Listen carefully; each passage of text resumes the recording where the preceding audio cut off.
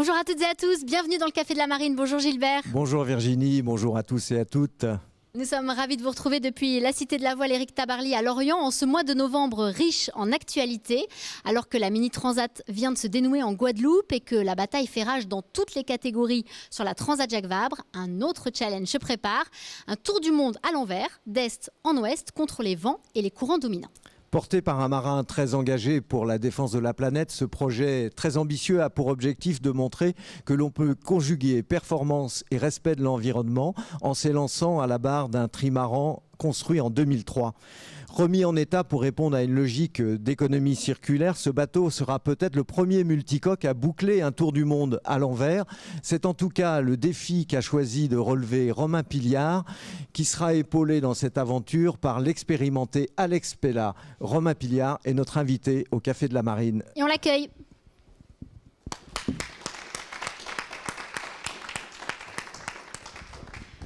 Bonjour Romain, merci d'être avec nous. Bonsoir Gilbert. Bonsoir Romain. Alors J-10 avant le convoyage vers Cadix où le stand-by pour cette grande aventure va commencer. Le compte à rebours est vraiment lancé?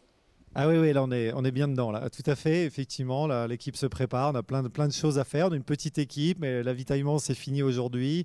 Voilà, on est encore sur les listes de bricolage et puis d'outils à emmener et puis on charge le bateau la semaine prochaine pour partir dans 10 jours effectivement vers Cadix. Alors Romain, ce Tour du monde contre vent et courant dominant, c'est vraiment un défi très audacieux. On va parler tout à l'heure de la philosophie de ce projet. Mais au plan sportif, qu'est-ce qui t'a motivé pour te lancer dans cette aventure ? Alors depuis que j'ai récupéré ce bateau, donc c'était en 2016 que l'aventure Use It Again a commencé. Voilà, ce bateau on le connaissait sous le nom B&Q Castorama à l'époque d'Hélène, évidemment avec lequel Hélène MacArthur, avec lequel elle avait battu le record du Tour du monde en solitaire. En 2005. Voilà, en 2005 exactement. Et puis après il a eu il a refait un Tour du monde depuis Oman et puis il a été un peu abandonné. Il est resté longtemps sur un quai, à l'état d'abandon, on va dire comme ça.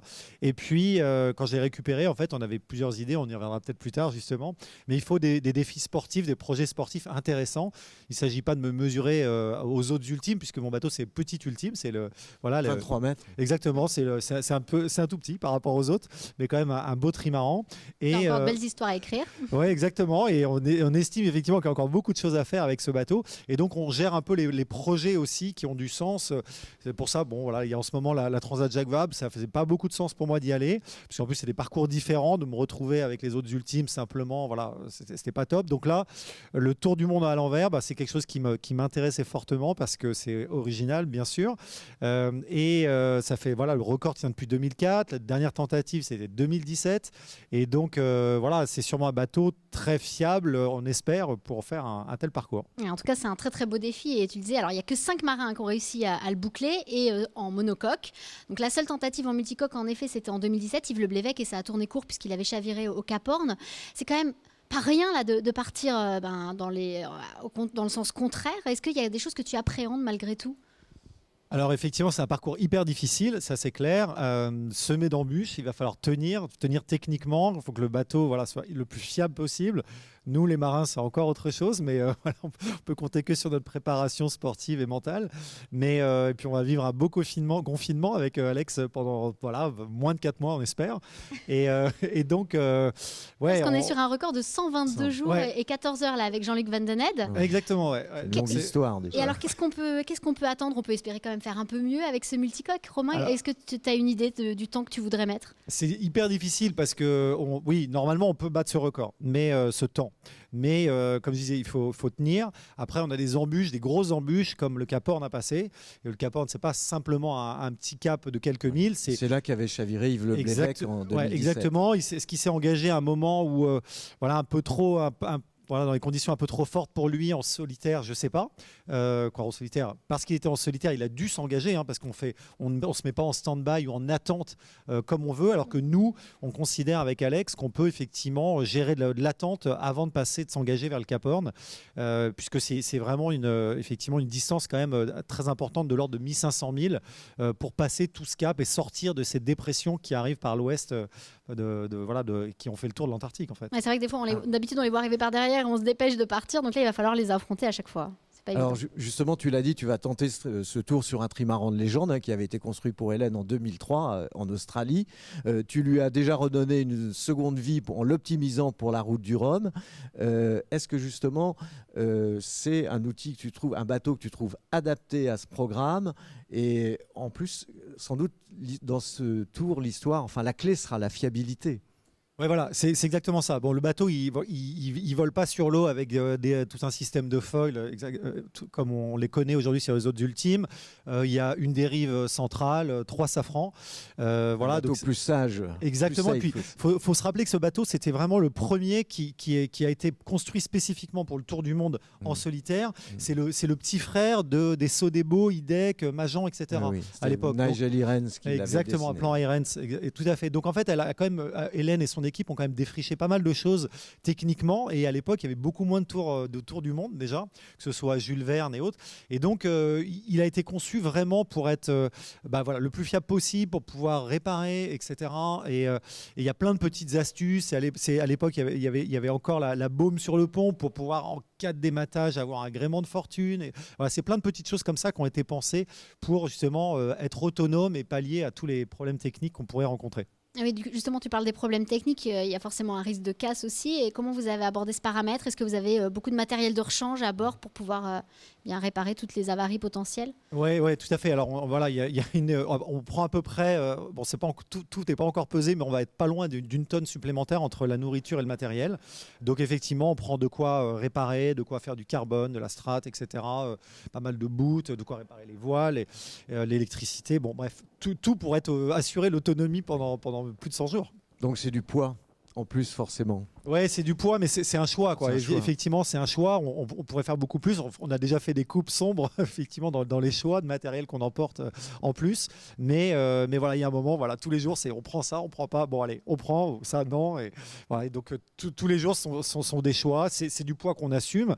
Mais bon, voilà, au fil de l'eau, il y aura déjà moins de nourriture, bien sûr. Mais bon, après, les performances du bateau, même avec 900 kilos en plus. Nous permettront de battre ce record normalement si tout va bien, quoi. Et alors on sait que ces bateaux, ces ultimes, ce sont des machines très exigeantes. Enfin, ces ultimes, ces trimarans en tout cas, sont des machines exigeantes. Vous avez la possibilité d'être routé. Est-ce que vous avez fait ce choix-là et qui sera votre routeur? Oui, alors le principe du record, c'est que c'est très ouvert. On n'est pas dans un secteur de course, on est sous les règles du World Sailing Speed Record Council, qui est organisme international qui gère tous les records en mer. Et donc, on peut tout à fait router. Donc, le troisième homme du projet, c'est Christian Dumas, qu'on retrouve L'homme sur de l'ombre. Voilà, l'homme de l'ombre qui est souvent là. Et on se connaît bien avec Christian, on est voisins en plus. Il connaît très bien Alex. Donc, voilà. Donc, a priori, on va former un beau trio. Et en tout cas, on est très en phase avec lui et il va bien nous aiguiller sur toutes les phases. Surtout qu'on va un peu, on va aller, voilà, on connaît le Tour du Monde à l'envers, mais nous on va le faire différemment et voilà, on va un peu ouvrir une nouvelle voie. Alors justement, tu viens de citer Alex Pella, qui sera ton équipier. C'est un marin qui a un gros palmarès, une victoire dans la route du Rhum en classe 40. Et surtout, c'est un des marins les plus rapides autour de la planète, avec Hidek et Francis Joyon qui détiennent toujours le record du Jules Verne. Quel compétiteur et pourquoi ce choix? C'est un super choix, hein. Voilà, comme je dis souvent, Alex, c'est le Lionel Messi de la voile, tout le monde le veut dans son équipe. Donc c'est quand même c'est top qu'il ait accepté de venir faire le tour du monde avec moi. Je pense que voilà, lui, c'est un projet très atypique, hein, par rapport à la pure performance. Il a fait la Volvo, la route du Rhum, le trophée Jules Verne, etc.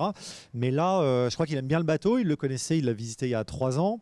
Il le trouve fiable aussi. Il aime bien cette histoire. Il aime bien la philosophie du projet You Visit Again. Et donc, ça arrive à un moment de sa vie, voilà, il est papa de 2 petits-enfants aussi, ça arrive à un moment de sa vie où il se sent assez en phase avec ce projet qui est porteur de valeur. En plus, on va partir d'Espagne pour célébrer le 500e anniversaire du premier Tour du Monde à la voile. Donc voilà, il y a pas mal de choses et pour moi, c'est une chance parce que je m'appuie sur ses compétences, bien sûr. Et voilà, et puis on s'entend bien. Et il va pouvoir nous confirmer qu'il aime bien ce projet puisque justement, on va aller en Espagne retrouver Alex. Il est en Espagne après quelques jours d'entraînement, plusieurs jours d'entraînement à la Trinité-sur-Mer. Il fait une petite parenthèse. Bonjour Alex, alors comment ça va? Comment ça se passe en Espagne? ¿Qué tal? Muy bien, mais là il pleut chez moi, ce qui est rare, mais on sinon est déçus là. On est déçus. En tout cas, il y a un joli feu de cheminée. Alex, tu es détenteur du trophée Jules Verne avec Francis Joyon. Ce tour du monde, tu l'as fait à pleine vitesse dans le bon sens. Quelle idée d'aller le faire comme ça à l'envers? Qu'est-ce qui te motive dans ce challenge? Ouf, Il y a beaucoup de... En fait, c'est beaucoup de choses. Comme tu as dit, déjà de l'avoir fait dans un sens, tu dis, bon, de repartir dans le même sens, il peut y avoir l'intérêt, mais bon, depuis, j'ai beaucoup réfléchi à le faire dans l'autre sens, tu vois. Je pense que je ne suis pas le seul. Et en fait, il y a plusieurs motivations pour moi dans ce projet. Déjà, ça fait presque, je vais dire, 3-4 ans que je réfléchis à cette route. J'ai mon bon compagnie qui était parti en 2017, tu vois. Il m'a donné aussi plus envie d'y aller, même si lui, il a été un peu malchanceux, pardon.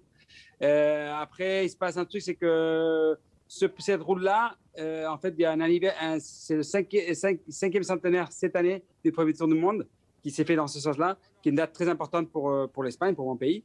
Et donc, c'est aussi une deuxième motivation. Et après, voilà, déjà, le fait de la distance, de redonner une valeur à cette route, franchement, tu vois, je pense que le parcours, il est incroyable. Et d'avoir l'opportunité de le faire, c'est super pour moi, tu vois. Vraiment, je suis motivé pour le faire. Mais Alex, déjà avec Francis Joyon, vous étiez une bande d'allumés sur IDEC qui, on le rappelle, détient toujours le record du trophée Jules Verne. Alors, à l'envers, il faut un brin de folie pour y aller. Peut-être, je sais pas. C'est vrai qu'avec Francis, on a passé du très très beau temps sur IDEC. C'était une super belle équipe, des gens très différents, mais complémentaires entre nous, avec un vrai leader qui est Francis. Tu vois, c'est sûr que c'est un leader qui parle pas beaucoup, mais il fait vraiment un leader. Là, avec le projet de Romain, parce que c'est quand même son projet, peut se ressembler dans beaucoup de choses. Donc, ça reste une petite équipe. Un esprit de famille, moi je me sens très à l'aise dans cette ambiance de travail et de navigation. Donc je pense qu'il y a beaucoup de choses qui se ressemblent. Quelle folie, oui peut-être. C'est sûr que pour faire des trucs comme ça, pour ce genre de défi, il faut un peu de folie. Mais moi c'est une folie qui est quand même très réfléchie. Je disais, moi ça fait presque 4 ans que je réfléchis à ça. Et je pense que vous allez voir Romain, c'est quelqu'un aussi, c'est pas un fou, c'est quelqu'un qui a les choses vraiment très claires dans sa tête. Donc, bon, il faut un peu de folie, mais c'est quand même bien réfléchi aussi. Alors justement, Romain, c'est clair dans ta tête. Et toi, quels arguments tu as trouvé pour convaincre Alex de t'accompagner dans cette aventure ? Alex, le Lionel Messi de la voile. Ouais, bah, c'est effectivement un super équipier, évidemment. Co-skipper, on l'appellera comme on veut. Bah, pour moi, c'est une chance parce que effectivement, je m'attache à des services au top niveau, évidemment, avec Alex qui a navigué sur beaucoup de supports. Je crois qu'on se ressemble effectivement dans cette façon de voir les choses. Il aime bien passer du petit au gros bateau, d'une coque à 3 coques, etc. Alors évidemment, il a un palmarès, une expérience incroyable. Donc ça, c'est vraiment top pour nous, pour le projet, bien sûr. Et moi, il n'était pas question d'y aller en solitaire comme a fait Yves Le Blévec en 2017. Mais c'est un parcours qui me plaît bien pour le double, bien sûr. D'abord, c'est super intéressant c'est un point de vue historique, sportif. Le parcours tient depuis 2004. Mais le faire avec Alex, c'est une chance parce que c'est son expérience. On s'entend bien. Dès qu'on s'est parlé la première fois, on était assez en phase. Et Alex est pas avare de bons mots et de belles histoires. Et donc, on s'est raconté plein de choses. Et voilà, la conversation a duré. Et on était assez en phase sur l'histoire qui allait se mettre en place. Ouais. Et on sent en effet une belle complicité entre vous. On sent que tu le dis, vous êtes en phase. Et Alex, toi, tu connaissais Romain. Est-ce que tu es en phase aussi sur son engagement, qu'on sait vraiment sincère sur l'environnement, l'écologie ? Oui, évidemment. Déjà, en parlant de Romain, on ne se connaissait pas beaucoup. On s'est rencontrés il y a 3 ans à peu près, quand moi je réfléchissais déjà à faire cette route. Je suis allé visiter son bateau, il m'a montré son bateau. Et comme il a très bien expliqué, on s'est bien entendu depuis le début parce que l'objectif, il est clair entre les deux, la façon de faire, le parcours, l'idée, tout. Donc ça, c'est sûr qu'on se sent bien. On verra bien d'ici 4 mois, mais pour l'instant, tout va bien.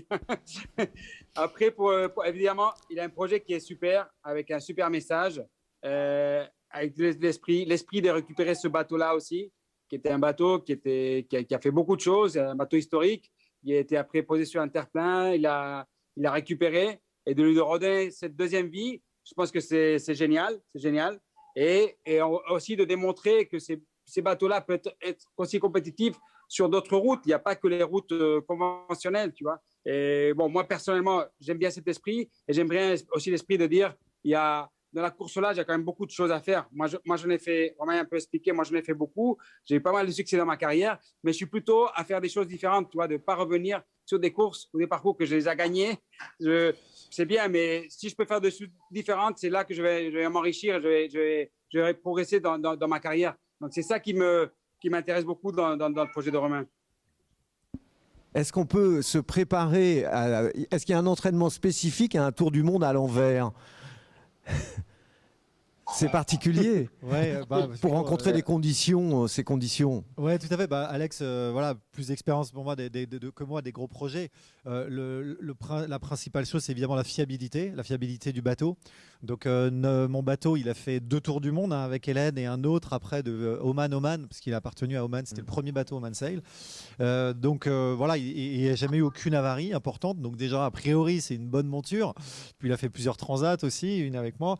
Et du coup, on travaille beaucoup là-dessus, quoi. Voilà, il y a une grosse préparation, on travaille là-dessus. Oui. Après, en entraînement sportif, voilà, Alex. Oui, Alex, il n'y a pas d'exercice spécifique. Écoute, normalement, moi je dis toujours, le succès dans les projets, le 80%, c'est la préparation. Et dans cette préparation, le plus important, c'est le bateau. Le bateau, c'est là où on va vivre. Il faut vraiment connaître le bateau du bout des doigts. Il y a plein de techniques, il y a plein de petites astuces, savoir ses limites, etc. Tu vois. Après, évidemment, il y a le parcours, il y a la météo. Ça, les trajectoires, pour dire d'une façon, c'est très important aussi. Et évidemment, les bonhommes, le côté physique, le côté mental et tout. Donc, après, pour les bonhommes, déjà, de côté, il y a le bateau. Nous, pour les trajectoires, on est bien suivi par Christian Dumas sur ce projet, avec lequel moi, j'ai déjà beaucoup travaillé. Romain aussi, notamment, et moi aussi. Donc, on fait un trio qui est soudé, qui est bien. Et après, pour les bonhommes, c'est sûr que le projet, il est venu très rapidement, tu vois. On aurait pu améliorer plein de choses. Mais bon, moi, je dis, il faut y aller, quoi. Mais pour les bonhommes, je pense que, juste pour finir, le plus important, moi, je dis toujours, c'est ma façon de faire. Je dis que c'est pas la meilleure peut-être la méthode. Mais ma méthode, c'est surtout se voir dedans, tu vois, le côté mental, des trucs, tu vois. Bien visualiser ce qu'on va faire, se voir déjà dans plein de situations, etc. Et après, il y a tout qui vient avec, toi. La motivation, l'enthousiasme, le physique, l'envie d'y aller, etc. Tu vois. Mais c'est vraiment bien visualiser ce qui va se passer les prochains 110 jours après notre départ de Cadix. Ouais. Merci beaucoup Alex d'avoir été avec nous. Profite bien de cette parenthèse espagnole avant de revenir à la Trinité-sur-Mer, puisqu'il va falloir très bientôt convoyer ce bateau pour vous mettre en stand-by à Cadix. Merci, au revoir. On va revenir maintenant, Romain, un peu plus à la philosophie de ce projet. On a beaucoup parlé du sportif. Il y a vraiment l'envie d'avoir un impact quasi nul sur la planète. Il y a aussi l'envie d'éveiller les consciences, de changer les mentalités. Tu as dit la performance absolue a un coût écologique que l'homme ne peut plus assumer. Bah oui, c'est exactement ce que je pense au quotidien. C'est un peu, c'est assez direct, mais je pense qu'en sortie de la COP, qui n'a pas été un franc succès, c'est clairement quelque chose qu'on porte voilà, dans notre projet. Et quand on l'a démarré, on a voulu effectivement limiter notre impact en se disant qu'on pouvait faire un beau projet sportif qui allait engager du monde, qui allait engager des partenaires, voilà, qui allait être un outil pour nous servir à sensibiliser effectivement les populations, que ce soit des enfants dans les écoles, des chefs d'entreprise, etc. Donc, je participe à pas mal de talks, d'événements sur ce sujet-là. Et en fait, aujourd'hui, j'estime, ça c'est ma propre opinion, mais qu'il faut passer par une certaine sobriété et qu'effectivement, on ne va pas pouvoir toujours aller de l'avant. Clairement, la Terre nous montre que ça ne va plus être possible, qu'on va avoir limité. Et là, même ne serait-ce qu'avec cette histoire de Covid et autres, on voit qu'aujourd'hui, dans les préparations techniques de projets, on est en rupture de pièces par des fournisseurs, etc., que ça met beaucoup plus de temps.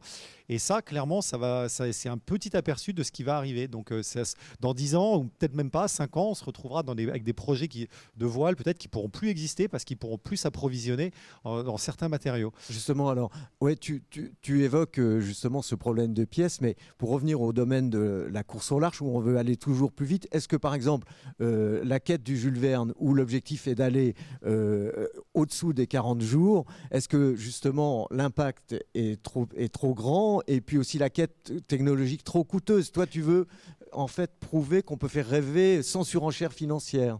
Oui, il y a le côté surenchère financière, bon peut-être, mais c'est aussi surtout surenchère en ressources, effectivement, voilà, parce qu'un bateau, voilà, plein de carbone et de matériaux issus de la pétrochimie, les voiles, les boutes et autres, ce sont autant de ressources qu'on consomme. Donc effectivement, il y a un moment, tout ça, ça va se limiter, on n'aura plus le choix. Donc soit on s'auto-limite, on se donne voilà, des limites dans nos projets et on prend les choses en main, soit effectivement on va subir tout ça. Vous allez également profiter de ce projet pour enregistrer le son de mammifères marins que vous pourriez rencontrer sur votre chemin. Alors effectivement, je voulais que notre tour, qui va être assez particulier, parce qu'on va prendre une route maritime un peu nouvelle, notamment après le passage du Cap Horn, on va remonter dans le Pacifique. Et c'est cette route qui va être assez longue, qui va faire à peu près 30% de plus que le Vendée Globe, par exemple, que tout le monde connaît, donc le tour du monde classique dans l'autre sens. Je voulais qu'il serve à la science, et qui permettent aux scientifiques de connaître mieux l'océan et d'aider à lutter contre la pollution sonore. Donc en fait, de façon très simple, sur le papier, on va enregistrer le bruit de l'eau, le bruit de l'océan. Et en fait, c'est très compliqué à mettre en œuvre sur nos bateaux. Mais après, ce bruit va être analysé par un acousticien avec le professeur Olivier Adam, qui va analyser donc tout ce bruit. On va lui rapporter des fichiers. Des heures et des heures d'enregistrement. Et il va essayer de déceler, donc ça, ils savent faire, et c'est pas qu'un bruit d'eau comme ça, mais il va essayer de déceler des bruits de mammifères, d'espèces qu'on va pouvoir rencontrer, et donc qui vont apporter de l'information par rapport à la présence de ces espèces dans ces lieux-là, à cette époque-là. Alors, il y avait beaucoup d'actualités en ce mois de novembre, avec notamment le dénouement de la Mini Transat qui s'est achevé en Guadeloupe, avec la victoire de Pierre Leroy, ce jeune Lillois qui avait déjà terminé 5e de la Mini Transat 2019 en série, s'est imposé cette fois avec beaucoup de panache à la barre d'un proto sur plan David Raison. Il s'entraîne ici au sein de la structure Lorient Grand Large. On va revenir sur cette belle victoire avec ce sujet extrait de la semaine voile du Télégramme. Troisième après la première étape aux Canaries, le Lillois Pierre Leroy a réalisé le doublé vendredi à Saint-François en remportant la deuxième étape et le classement général après 13 jours, 23 heures, 2 minutes et 9 secondes de course entre les Canaries et la Guadeloupe. Le skipper du proto Raison numéro 1019, mis à l'eau en avril dernier, a gagné grâce à une bonne stratégie météo.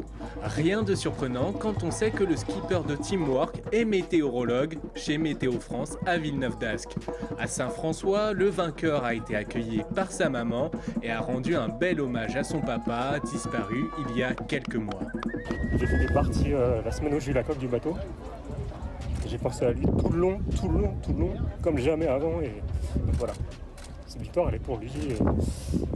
Les ressources que j'ai, elles viennent de là. Et voilà. Donc tout ce que j'ai donné là, c'est pour lui rendre hommage. Pierre Leroy n'en est qu'à sa 3e saison en Mini 650. Mais il s'est tellement régalé sur cette transat en solitaire qu'il envisage de continuer dans la course au large. Il rêve de Transat Jacques Vabre et de Route du Rhum, voire, pourquoi pas, de proposer ses services en routage météo. Le franco-italien Fabio Muzzolini a pris une belle deuxième place aux Antilles, lui qui a tant galéré pour être au départ. Sans sponsor et avec peu de moyens, le skipper du proto Lombard a réalisé une très belle course avec 2 places de deuxième à chaque étape. 4e en 2019, le sud-finistérien Tanguy Bouroulec rêvait d'inscrire son nom au palmarès de la Mini Transat pour sa 3e participation d'affilée. Mais le skipper du Pogo Foiler a dû se contenter de la 3e place sur le podium, une petite déception pour lui. Voilà donc pour ce sujet, la semaine voile que vous pouvez retrouver pour ne rien manquer de toutes les dernières infos. Je vous invite également à télécharger l'appli Planète Voile et puis à lire ce dimanche en dernière page du Cahier Sport du Télégramme un reportage sur le défi de Romain et Alex par Philippe Eliès. Alors Romain, juste en un mot, ton regard sur cette Mini Transat qui permet à des passionnés de s'engager avec des petits budgets souvent. Souvent, mais alors, il y en a qui ont vraiment des bateaux assez hallucinants quand même. Forcément, les bateaux qui Les se courent en squirrels. tête sont assez incroyables, des beaux protos. C'est génial, c'est une super aventure humaine qui est, voilà, c'est souvent la première grande transat des marins. Moi, je suis pas passé par là, mais en tout cas, je trouve ça super. J'ai mon copain Basile Bourgnon qui était dessus Qui et voilà, c'est grandit le Benjamin. vite. Exactement, il a bien marché sur la deuxième étape. Et c'est une course que je suis et je trouve que ça reste toujours une belle aventure humaine avec une belle ambiance dans cette classe mini. Ouais. Et à noter, d'ailleurs, il y a aussi des séries sur la Mini Transat et la victoire d'Hugo Dallène du côté des séries. Autre course et autre actualité, c'est la Transat Jacques Vabre. J'imagine, si vous êtes passionné, que vous avez le nez sur la carto comme nous, parce qu'il y a des bagarres à tout point de vue, il y a des bateaux à vue, ça bataille vraiment dur dans toutes les catégories. Voilà, donc pour les bateaux engagés qui sont en direction de la Martinique. Merci Romain d'avoir été avec nous. On te souhaite évidemment le meilleur avec Alex et la belle réussite de ce projet, de ce grand défi du Tour du Monde à l'envers. Gilbert, nous on se retrouvera dans une quinzaine de jours. Tout à fait. Bon vent et puis joli départ d'Espagne parce que c'est un joli clin d'œil aux pionniers qui ont ouvert cette route. 500 ans plus tard. Exactement. Merci Gilbert, merci Virginie. Merci et merci aux équipes de la Cité de la Voile Éric Taberly. Merci à Antoine et Arnaud à la réalisation et à Nicolas Rouget pour toutes les photos coulisses. Bye bye, à bientôt.